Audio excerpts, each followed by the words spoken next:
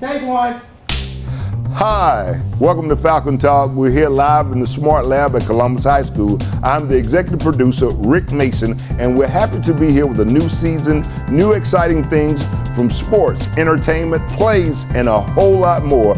Keep watching us. Stay tuned right here on your favorite station where the students are hosting the show, giving you so many great things that goes on in and around the world and obstacles, day-to-day obstacles in and out of school, right here on your favorite show, Falcon Talk.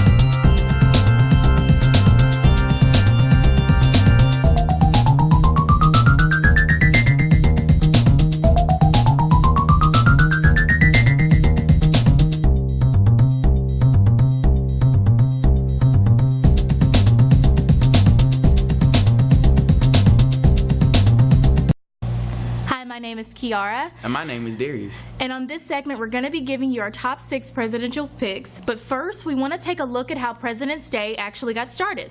President's Day is an American holiday celebrated on the third Monday in February. It was originally established in 1885 in recognition of President George Washington. It is still officially called Washington's birthday by the federal government. Now, it is traditionally celebrated on February 22nd, Washington's actual date of birth. The holiday became popularly known as President's Day after it was moved as a part of the 1971's Uniform Monday Holiday Act in an attempt to create more 3-day weekends for the nation's workers.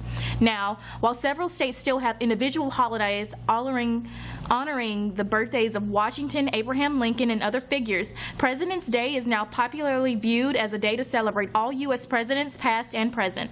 Our first president is President Barack Obama. He was born August 4th, 1961. He's an American politician who served as the 44th President of the United States from 2009 to 2017. The first African American to assume the presidency. He was previously the junior United States Senator from Illinois from 2005 to 2008. He served in the Illinois State Senate from 1997 until 2004. As second, we have President John F. Kennedy. He was born May 29, 1917, and he died November 22, 1963. Commonly referred to by his initials JFK, he was an American politician who served as the 35th President of the United States from January 1961 until his assassination in November 1963. Kennedy served as the height of the Cold War, and much of his presidency focused on managing relations with the Soviet Union. A member of the Democratic Party, Kennedy represented the state of Massachusetts in the United States House of Representatives and the United States Senate prior to becoming president. Third, we have President Ronald Reagan, born February 6, 1911, and died June 5, 2004. He was an American politician and actor who served as the 40th President of the United States from 1981 to 1989. Prior to the presidency, he was a Hollywood actor and union leader before serving as the 33rd Governor of California from 1967 to 1975. At number 4, we have President Jimmy Carter. He was born October 1st, 1924. He is an American politician who served as the 39th President of the United States from years 1977 to 1981. Before his presidency, he served as the 76th Governor of Georgia from years 1971 to 1975.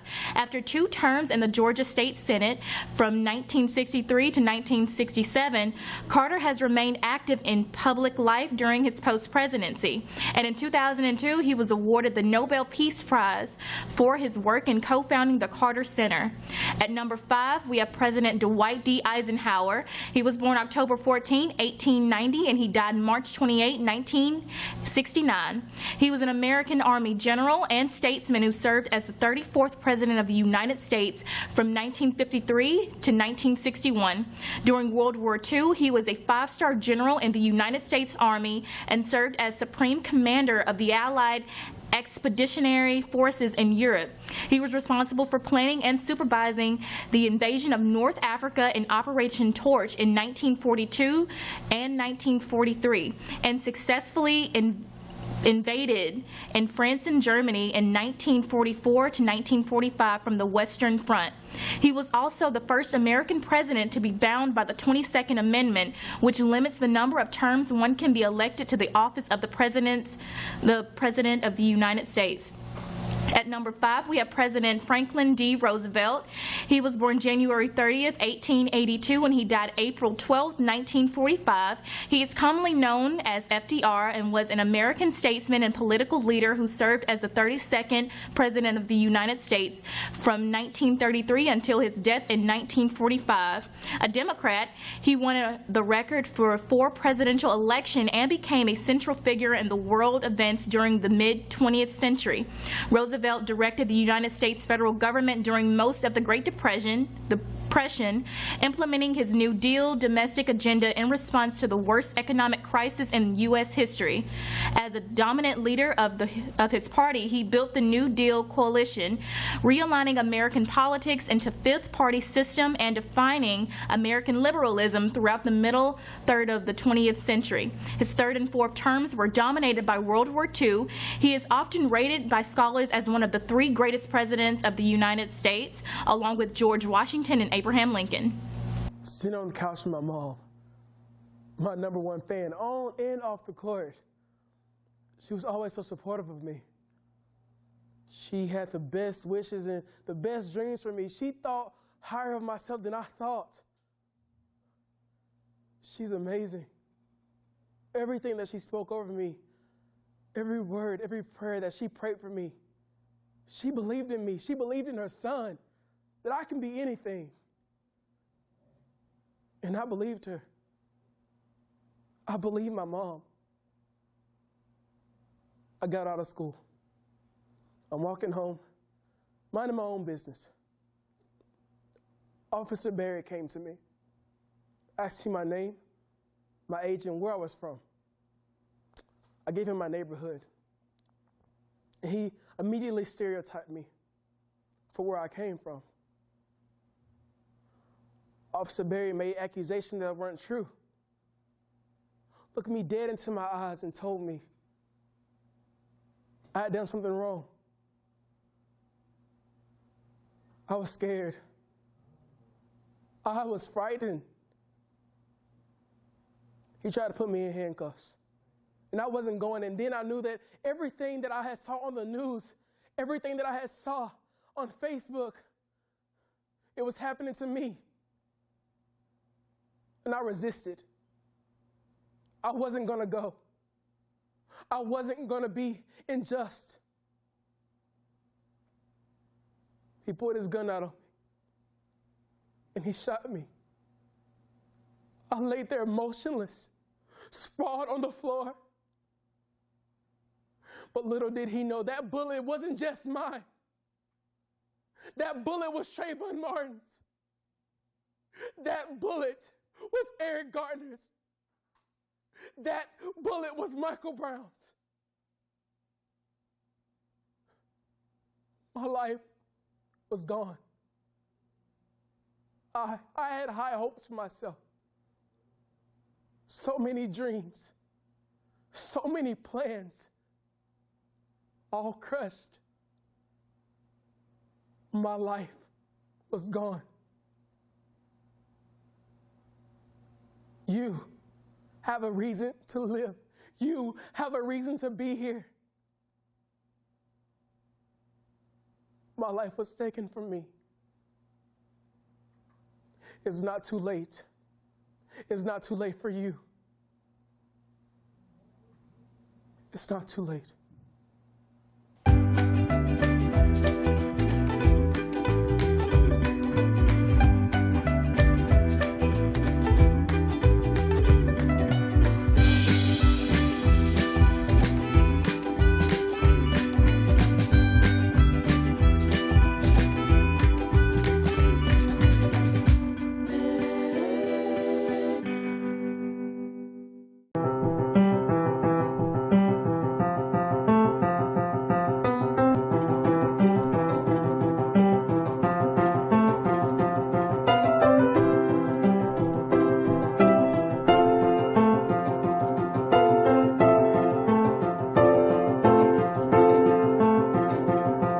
Hi, we will now be playing a Black History trivia game featuring Darius and Kiara. Hi. They will have 10 questions, and the person who gets the most right wins. Question number 1. Who is the first African American Major League Baseball player? Kiara. Jackie Robinson. Correct. Question number 2. Where was Malcolm X killed? Darius. Washington Heights, New York City. Incorrect. Well, correct. Question number 3. Where was the first sit-in at a segregated lunch counter? Kiara. Greensboro. Correct. Question number 4. Who is the first African American Nobel Peace Prize winner? Kiara. His name is Robert. Incorrect. Oh. Darius. Okay. I think I know it. Kiara. The answer is Ralph Bunche. Question number 5. Sarah Good was the first African American woman to receive a patent. What did she invent?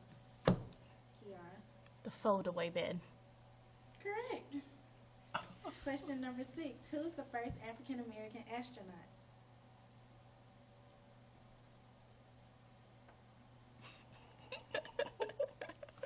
I only know one, and that's a girl. It was a man. Is this one's name's Robert? Correct. Okay. The next question is, what does NAACP stand for? Kiara. National Association for African American. Incorrect. Oh, I did too many A's. Yeah. Wait a minute. I want to say National Association for African Colored People.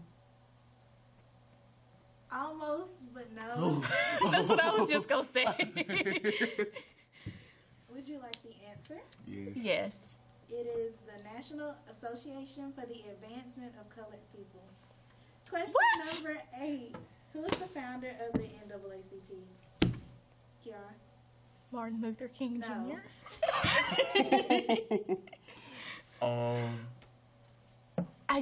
We have a inquiry. Is it a male or a female? It is a male. Oh, never mind. I was gonna say Rosa Parks. So. Darius, do you know? No, I do not. Kiara, would you like to guess again?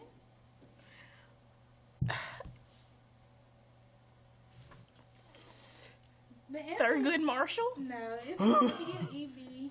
Oh, the Boys. Oh, him. Question number 9. What opera singer was known as the Lady from Philadelphia? Oh no. Darius? I just had a name on my tongue.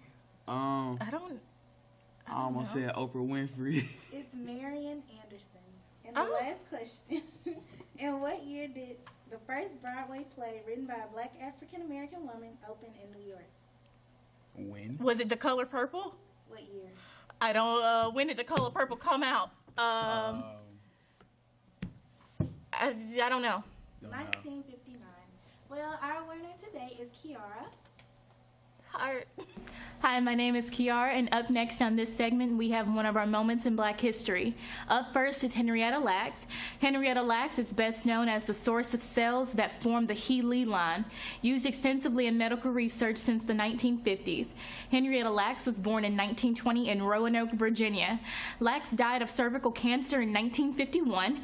Cells taken from her body without her knowledge were used to form the He-Lee cell line, which have been used extensively in medical research since that time. Lacks's case has sparked legal and ethical debates over the rights of an individual to his or her genetic material and tissue.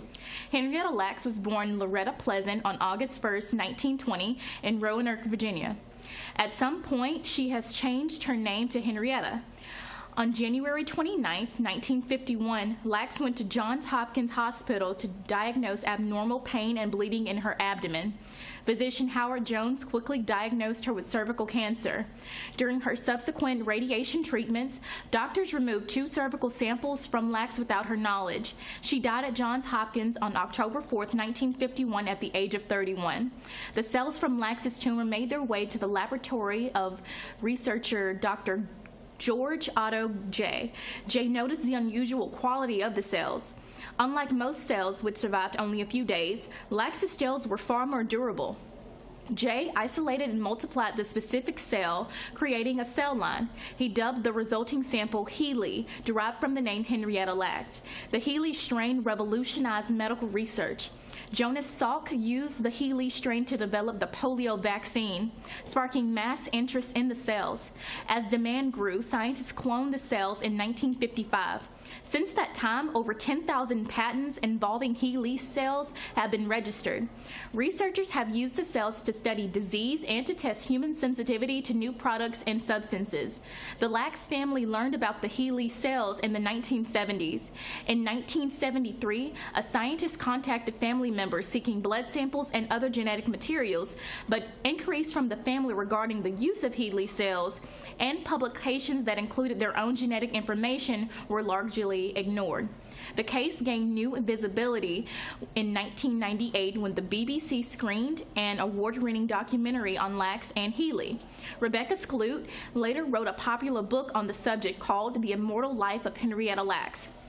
Oprah Winfrey and HBO announced plans to develop a film based on Skloot's 2010 book, and in 2017, the network aired the biopic. Lacks's sons, David Lacks Jr. and Zechariah Rahman, and granddaughter Jerry Lacks consulted on the film, and Skloot was a co-executive producer. Organizations that have profited from He-Lee have since publicly recognized Henrietta Lacks' contributions to research.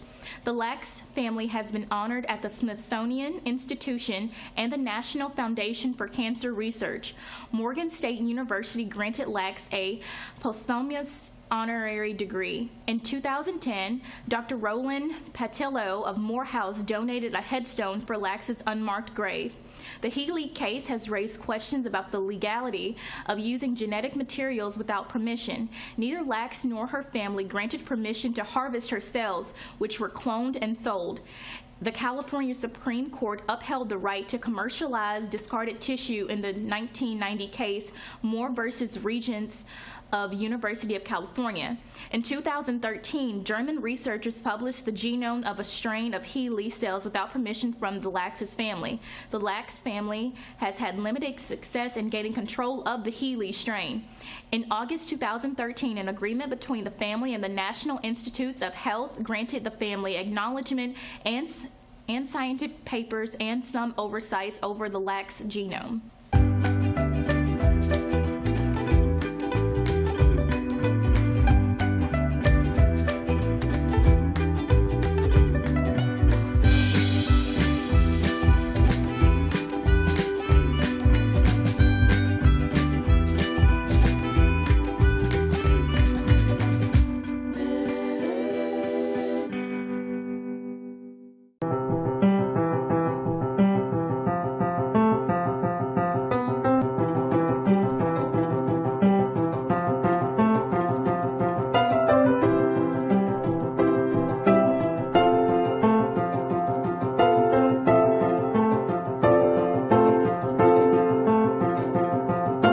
My name is Darius, and today I will be telling you the top 3 upsets in sports history. At number 1, we have the 1994 NBA playoffs. Number 8, Denver against number 1 Seattle. Starting out the series 2-0, the number 8 seed Denver Nuggets were expected to roll over the number 1 seed Seattle Supersonics. Instead, Denver roared back and sent the series to a decisive Game 5. In Game 5, the Nuggets took the Supersonics to overtime and won 98-94, becoming the first number 8 seed to beat a number 1 seed in playoff history. Number 2, Super Bowl 36, the St. Louis Rams versus the New England Patriots. The St. Louis Rams were about to be crowned as a dynasty heading into Super Bowl 36, but the New England Patriots stood in their way. The Pats styling the greatest show on turf all day long and led 17-3 going into the fourth quarter. St. Louis responded with 2 touchdowns, but Adam Vinatieri's kick with no time remaining gave New England the improbable win. Number 3, we have Buster Douglas versus Mike Tyson. A 42-1 underdog, Buster Douglas faced Mike Tyson, who at the time was one of the most dominant boxers of all time. Instead of wilting under pressure, Douglas punched Tyson in the mouth and ended the fight with a TKO in the 10th round.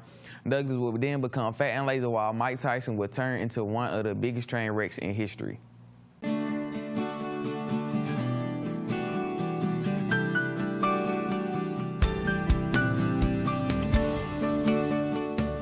Coding Academy is a program where we teach people who don't have previous programming experience how to become junior developers. So that's someone with about 11 to 12 months of experience in programming. It's a no-cost program. It's supported by Innovate Mississippi, which is a nonprofit based out of Jackson. And we simulate like a work environment. So all the coders come in around 8 in the morning and we code until 3:30 in the afternoon. They have a whole work day, and we spend that time teaching the fundamental concepts of computer science, well, computer coding. It started out of an innovation across not only just the state of Mississippi, but through the nation. We were finding that there was a deficit for trained skilled workers in those areas, or there was a high demand for computer programming, but we did not have the skill set in our area. I see myself in 5 years working at C-Spire or any other particular business that's working with computers. Every program that they ask you to create, it's a new challenge. Like putting pieces of a puzzle together, you have to figure out how it will fit to make it run correctly. In 5 years, I hope to work for a big company. Hopefully, I can work from home, work remotely, and do a little web design. The other part of the program is that we're teaching what some people call soft skills or industry-ready skills. Soft skills include those job employability skills, interview skills, resume building, teamwork, working with finances and budgeting. You know, I think this is a special opportunity for our community as a whole, when you can take individuals who need a second chance in life. And life happens to people, and they're able to learn skills that allow them to be able to be employed and receive a job for $50,000 to $70,000 or more as a programmer. It means a lot to me. You know, what this is called is social entrepreneurialism, is when you have the opportunity to really impact the community and really develop a program that changes so many lives and actually changes the destiny of our students.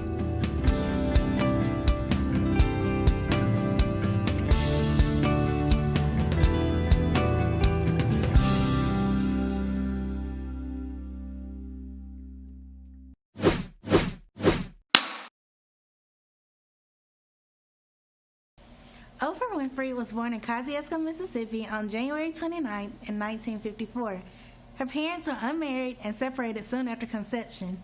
As a child, Oprah Winfrey was nicknamed the preacher for her ability to recite Bible verses, as her grandmother often took her to church. But she had a very difficult childhood. She lived in great poverty and often had to dress in potato sacks, for which she was mocked at school.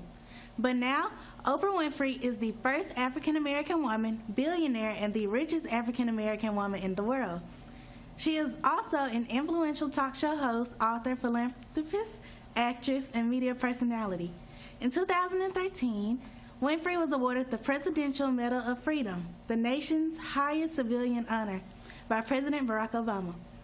She is also credited for popularizing the intimate confessional form of talk show, which has since become common across many cable networks. She credits her grandmother for guiding her towards success, encouraging her to speak up in public, giving Winfrey confidence at an early age, and a positive sense of self. Oprah Winfrey has played a key role in modern American life, shaping cultural trends and promoting various liberal causes. She has been an important role model for Black African American women, breaking down many invisible barriers.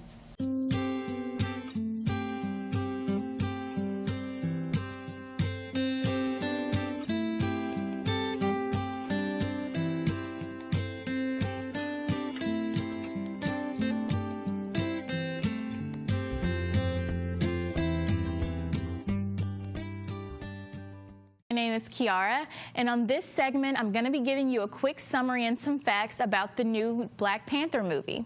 Now, after the death of his father, T'Challa returns home to the African nation of Wakanda to take his rightful place as king. He comes home to his mother and sister in the wake of his father's death. Now, when a powerful enemy suddenly reappears, T'Challa's mettle as king and as Black Panther gets tested when he's drawn into a conflict that puts the fate of Wakanda and the entire world at risk. The death of an old enemy and the rise of an old family conflict makes T'Challa face treachery and danger. The young king must rally his allies and release the full power of the Black Panther to defeat his foes and secure the safety of his people. Now, here are a few good facts about this movie. The Black Panther qualifies as an enhanced human thanks to his special suit, which is made of a super material called vibranium. Vibranium is also what Captain America's shield is made of, and it was thought to be the last of it until revelations of Wakandan resources. And Black Panther made a staggering $427 million during its 4-day open weekend. This is $200 million more than what was originally predicted for the film.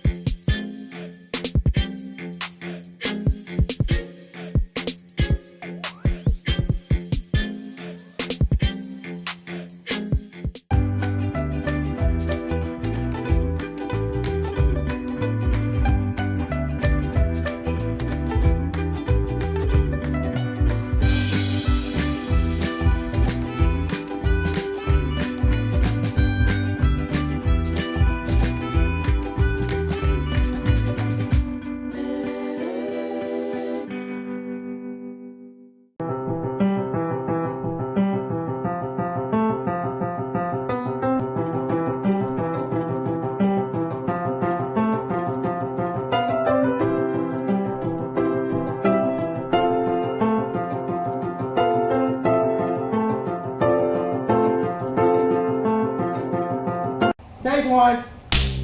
Hi, welcome to Falcon Talk. We're here live in the Smart Lab at Columbus High School. I'm the executive producer, Rick Mason, and we're happy to be here with a new season, new exciting things from sports, entertainment, plays, and a whole lot more.